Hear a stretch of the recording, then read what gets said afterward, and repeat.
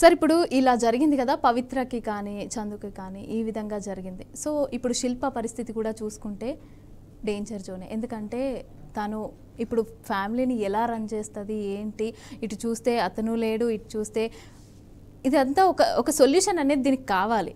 Family నుంచి అయినా support ఉందా, లేకపోతే ఏ విధంగా తను సర్వైవ్ అవ్వాలి, దీనికి ఒక సొల్యూషన్ అనేది అయితే ఏం చెప్తారు మీరు? మీరేం సొల్యూషన్ కావాలనుకుంటున్నారు? శిల్పకి జస్టిస్ కావాలి. ఎస్, శిల్పకి న్యాయం జరగాలంటే ఎవరు చేయాలి? చేయాల్సిన మనిషి లేడు. ఇప్పుడు ఆ బాధ్యత ఉంది, పిల్లల బాధ్యత ఉంది, ఆ కుటుంబం బాధ్యత ఉంది. నాకు తెలిసి 5 సంవత్సరాల నుంచి చందుకు దూరంగా ఉండి నడిపిస్తుందంటే నాకు తెలిసి she must be confident. Chandu అప్పుడు లేడు, ఇప్పుడు అసలే లేదు. ఎందుకు ఫైట్ చేయలేదు అనే క్వశ్చన్ కూడా అందరికీ రేజ్ అవుతుంది సార్. బట్ దానికి నేను అనేది తన ప్రయత్నం తను చేసి ఉండొచ్చు, మేబీ తన ప్రయత్నం తను చేసి ఉండొచ్చు. మేబీ డైవోర్స్ ఇస్తానని ఉండొచ్చు, డైవోర్స్కి అప్లై చేసి ఉండొచ్చు. డైవోర్స్లో కూడా మన దగ్గర అంత ఈజీ కాదు కదా. ఇప్పుడు అవుట్ ఆఫ్ ట్రాక్ ఏదన్నా ఫాస్ట్ ట్రాక్లో పెట్టుకుని ఇద్దరు మ్యూచువల్గా కూర్చొని ఇంకా ఈ రోజు నుంచి మనకి ఏం లేదు, నీకేం లేదు, నాకేం లేదు, నువ్వు నన్ను పట్టించుకోవద్దు, నేను నిన్ను పట్టించుకొని ఇట్లాంటిది నాకు ఒక అగ్రిమెంట్కి వస్తే అవుతుంది. అదర్వైజ్ లేదు, నేనైతే నిన్ను వదిలిపెట్టను, నీ సంగతి చూస్తా అనే డిస్కషన్ అయి ఉండాలి. లేదు, ఇప్పుడు ఈ పిల్లలు ఉన్నారు, వీళ్ళకి ఏంది, లేదా కంపన్సేషన్ ఏంది, లేకపోతే నీ తరఫున ఆస్తి ఎంత వస్తుంది, లేకపోతే ఇట్లాంటివి ఇవన్నీ జరుగుతాయి. డైవోర్స్ అనేటప్పటికి అంత ఈజీ కాదు కదా. పెళ్ళంటే ఎంత ఇదిగా కట్టుబాట్లతో చేసి పిల్లలు కూడా చిన్న పిల్లలు, అదే అన్న, అక్కడేమో చిన్న పిల్లలు. సరే, ఇక్కడికి ఇటు సైడ్ వస్తేనేమో అసలు వీళ్ళ కమిట్మెంట్ ఏం లేదు, ఈ పిల్లలకి రెస్పాన్సిబిలిటీ కానీ ఇది కానీ చందు ఏం తీసుకునే ఇదేం లేదు. బట్ అఫ్ కోర్స్ ఇట్లాంటి విషయాలు ఎప్పుడైతే ఇట్లాంటివి జరుగుతాయో అప్పుడు మాత్రమే చర్చకు వస్తాయి కదా. But end of the day solution మాట్లాడితే ఏంటంటే it is for the individual. ఇప్పుడున్న సొసైటీలో మనం మగాళ్ళని తప్పు పట్టలేము, ఆడవాళ్ళని తప్పు పట్టలేము. బట్ నేను ఒకటే చెప్తా ఏంటంటే, ఎవరు ఎక్కడన్నా ఉండండి, ఎట్లాంటివన్నా ఉండండి, తప్పు చేసే ముందు మాత్రం ఒకసారి ఆలోచించండి. ఇది తప్పు అని మీకు అనిపించినప్పుడు, మీకు ఒప్పు అనిపిస్తే దానికి మనం ఏం చేయలేము. ఇది నేను చేసేది తప్పు చేసే ముందు ప్రతి ఒక్కడికి నేను చేసేది కరెక్ట్ అనిపిస్తుంది, అన్ఫార్చునేట్. కానీ మెజారిటీగా తప్పు అనిపించినప్పుడు అది తప్పే. ఇప్పుడు ఈ సొసైటీ ఇంతమంది అది తప్పు అంటున్నప్పుడు అది తప్పే కదా, అది రైట్ అవ్వట్లేదు కదా, రైట్ కాదు కూడా. When majority says it is wrong, it is wrong. అది రాంగ్ అని అనిపించే పని నువ్వు చేయాల్సిన అవసరం నీకు లేదు. 1-2 సార్లు ఆలోచించి దెన్ ఓకే జస్టిఫై. నీకు suicide is not the final justification కదా. ఆత్మహత్య అనేది చాలా తప్పు. ఆత్మహత్య అనేది తప్పించుకోవడానికి చేసే పని అవుతుంది తప్ప నువ్వు ఫేస్ చేయగలగాలి కదా. నువ్వు ఫేస్ చేయలేక నువ్వు ఓడిపోయినా అనే ఉద్దేశం. కానీ ఆత్మహత్య చేసుకోవాలంటే చాలా ధైర్యం కూడా కావాలి, అంత ఈజీ కాదు. It is not that easy. కాకపోతే ఆ టెండెన్సీ రాకుండా ఉండడానికి అట్లా అనిపిస్తే ఐ రిక్వెస్ట్, ఎవరైనా కావచ్చు, సొసైటీలో ఎక్కడైనా ఉండొచ్చు, not only television industry, maybe your any other industry, please consult a counsellor. Unfortunate ఇండియాలో డెంటల్ కేర్, మెంటల్ కేర్ చాలా తక్కువ. ఈ రెండింటి దగ్గరికి వెళ్ళరు. పళ్ళు క్లీనింగ్ చేసుకోవడానికి వెళ్ళరు, ఏదైనా ప్రాబ్లం ఉంటే ఓ డాక్టర్ దగ్గరికి కూడా వెళ్ళరు. వీళ్ళు ఒక సైకియాట్రిస్ట్ దగ్గరకో సైకాలజిస్ట్ దగ్గరకు వెళ్ళి నేను ఇలా ఎందుకు చేస్తున్నాను, నాకు ఈ టెండెన్సీ ఉంది అంటే వాళ్ళు ది కౌన్సిల్. మనకి ఇంతకుముందు కౌన్సిలర్స్ అవసరం లేదు. ఇప్పుడు ఎప్పుడైతే మైక్రో ఫ్యామిలీస్ అయినాయో, మైక్రో ఫ్యామిలీస్ అయినప్పటి నుంచి మన కౌన్సిలర్స్ నీడెడ్. ఎందుకంటే ఇంతకుముందు అంటే అందరం ఉమ్మడి కుటుంబం లాగా ఉండేది, అందరు ఉండేవాళ్ళు ఇంట్లో, తాత, అమ్మమ్మ, నాయనమ్మ అందరు ఉండరు. వాళ్ళందరూ మాట్లాడుతూ ఉండేటోళ్ళు. ఎవరన్నా కొంచెం బాధలో ఉన్నా ఎన్ని రోజులు ఉంటుందిరా, అది కాదు ఇది కాదు అని చెప్పేవాళ్ళు. ఇప్పుడు చందు ఎప్పుడైతే ఇది జరిగిందో దాని తర్వాత అక్కడా లేడు, ఎక్కడా లేడు. సో తనకు సంబంధించిన ఒకే ప్లేస్లో ఉన్నాడు. ఒంటరితనం చాలా భయంకరమైంది. ఒంటరిగా ఉన్నప్పుడు అంటే ఇప్పుడు సూసైడ్ చేసుకున్నాడు కదా, అంటే వాళ్ళిద్దరు లివింగ్లో ఉన్న ఫ్లాట్లోనే జరిగిందా, లేకపోతే ఇప్పుడు అక్కడికి వెళ్ళట్లేదు అనేసి అని చెప్పని అన్నారు, బట్ వాళ్ళందరూ అక్కడికి వెళ్ళారు కదా. సో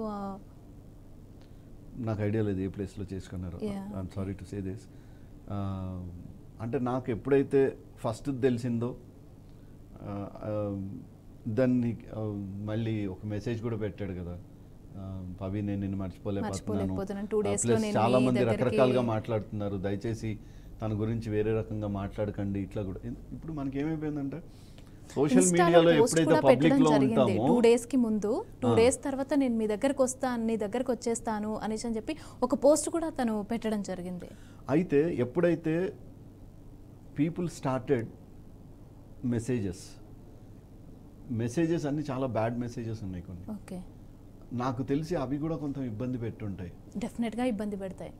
అందుకే నేనంట సోషల్ మీడియా ప్లాట్ఫామ్స్లో ఉన్న వాళ్ళు మెసేజ్లు చదవడం అన్నా మానేయాలి, ఆఫ్ అయినా లేదా చేయాలి. మెసేజ్లు ఉన్నా లైట్ తీసుకోవడం అన్నా చేయాలి అనేవాళ్ళు బోల్డంతమంది అంటారు. అబ్బా ఇటు పొగుడతారు ఇటు తిడతారు, ఫేస్ చేయి రెండింటిని. వాట్స్ రాంగ్ అని ఇట్. ఆ రెండింటిని తీసుకుని అది ఆ పెయిన్లోనే తను ఆ పని చేసి ఉంటాడు, అంతకుమించి ఏం లేదు. కాకపోతే ఏంటంటే కనీసం ఒక్క క్షణం ఆలోచించిన, లేదా ఆ పిల్లల కోసం ఆలోచించిన, రేపు శిల్ప దగ్గర ఉన్న 2 పిల్లలు తన పిల్లలే కదా. అవును. ఇప్పుడు ఆ పిల్లలకి ఫాదర్ ఏడి? రేపు మీ ఫాదర్ ఏరి అంటే ఆ పిల్లలు ఏం చెప్పాలి? Yes. నీకు ఆ పిల్లలు కనపడలేదా? నిజమే, వాళ్ళ మొహం చూసైనా ఉండాల్సిందే. ఒక్కసారి ఆలోచించాలి. పవిత్ర గారికి పెళ్ళైందంటారా? Pavitra she got married long back కదా. యాక్చువల్లీ చందు కంటే యంగర్ ఏజ్. చందు కన్నా సారీ ఎల్డర్. yes. ఎందుకంటే ఆ అమ్మాయి చాలా కష్టపడి పైకి వచ్చింది. ఓకే. ఆ అమ్మాయి అసలు షీ వాజ్ ఎ మెయిడ్. ఇళ్లలో పనులు చేసి చాలా కష్టంతో చాలా కన్నడ చాలా కష్టపడి పైకి వచ్చింది అమ్మాయి. ఈ ఏజ్లో తనకి బ్రేక్ వచ్చింది, అదర్వైజ్ స్ట్రగుల్ లైఫ్ తంది. ఓకే. సో అంటే ఇవన్నీ మనకేంటి తెలిసినవే, ఎన్ని నిజాలు ఉంటాయి దీంట్లో, ఎంత నిజం అనేది కూడా మనకు ప్రాక్టికల్గా తెలియకపోయినా, but we know that there is something. Because ఇప్పుడు ఒక రిలేషన్షిప్ తనకన్నా చిన్నవాడితో కోరుకుంది అంటే ఎందుకు కోరుకుంటుంది? అంతే కదా. నీకు what you missed in your life, you wanted someone want to fill the gap. ఆ గ్యాప్ని ఎవరో ఒకరు ఫిల్ చేయాలి కాబట్టి ఆ గ్యాప్లోకి తను వచ్చాడు. So both were having a wonderful time. ఇక్కడ ఏంటి కమిట్మెంట్స్ లేవు, ఇద్దరు హ్యాపీగా వర్క్ చేసుకుంటున్నారు, వర్క్ ప్లేస్లో ఉన్నారు. సో సరదాగా రీల్స్ చేసుకోవడం, సో దట్ మైట్ హ్యావ్ ఇంకా క్లోజ్నెస్కి వస్తుంది. కాకపోతే ఏంటంటే ఆలోచించాలి, 1-2 సార్లు ఆలోచించాలి. విత్ హూమ్ వీఆర్, మనం ఎవరితో ఉన్నాము, మనం ఏం చేస్తున్నాము, మనం ఎట్లా, రేపు ఏంటి అని ఆలోచించాలి. ఎప్పుడైనా what is tomorrow, it's not today. ఈరోజు బాగానే ఉంటుందండి కలర్ఫుల్గా, రేపు ఏంటి, what is your future, how it is going to B. రేపు మన లైఫ్ ఎలా ఉండబోతుంది, మనం ఎట్లా డిజైన్ చేసాం, మనం ఎట్లా స్ట్రక్చరల్ చేసుకుంటున్నాం. ఆఫ్ కోర్స్ మన వెనకాల ఎవరు ఉన్నారు, ఏంటి, వాళ్ళ కోసం కూడా ఏం చేయాలి, ఇలాంటివి కూడా ఖచ్చితంగా ఆలోచించాలి. పవిత్ర గారికి పిల్లలు ఏమైనా ఉన్నారా? 2 పిల్లలు అండి, 2 పిల్లలు. And boy very soon is going to be launched as actor also. Acting టైల్స్ లో ఉన్నాడు అబ్బాయి. Okay. Okay sir, thank you sir, thank you so much స్టూడియోకి వచ్చి ఇట్లాంటి విషయాలన్నీ కూడా మాకు చెప్పినందుకు. ఎందుకంటే ఓన్లీ ఇండస్ట్రీ పర్పస్లోనే కాకుండా వేరే దగ్గర కూడా ఉన్నారు అనేసి అని చెప్పి మీరు కూడా మాట్లాడడం జరుగుతుంది కదా. ఎందుకంటే ఓన్లీ ఇండస్ట్రీ మీదనే పడుతుంది ఈ లివింగ్ రిలేషన్షిప్స్ అనేవి కూడా, అవన్నీ కూడా ఓన్లీ ఇండస్ట్రీలోనే ఇలా ఉంటాయి, ఇండస్ట్రీ అంటేనే కొంచెం ఇది అనేసి అని చెప్పి అనుకునే వాళ్ళకి కొంచెం మెసేజ్ ఇస్తున్నారు మీరు. Thank you. నేను బీఆర్కే న్యూస్ ఛానల్ ద్వారా నేను మీ అందరినీ కోరేది ఒకటే, don't blame only our industry. Yeah, this is very bad incident, I know. ఈ టైంలో ఈ ఇన్సిడెంట్ మా ఇండస్ట్రీ నుంచి జరిగింది కాబట్టి ఎక్కువ మంది మా మీద ఫోకస్ పెడతాం, కరెక్టే అయినా. బట్ ఫ్యూచర్లో ఇట్లాంటివి జరగకుండా ఉండాలి అంటే కౌన్సిలింగ్ అనేది కంపల్సరీ. ఎవరికైతే ఇట్లాంటివి అనిపిస్తాయో, తప్పు అని అనిపిస్తుందో, అట్లాంటప్పుడు ఇంకోరితో మాట్లాడే ప్రయత్నం చేయండి. అండ్ మనిషి సంఘజీవి, ఒంటరిగా ఉండే ప్రయత్నం మాత్రం చేయొద్దు. Be with the people so that at least you can come out of all these things. And thank you so much, Amma. Thank you so much, sir.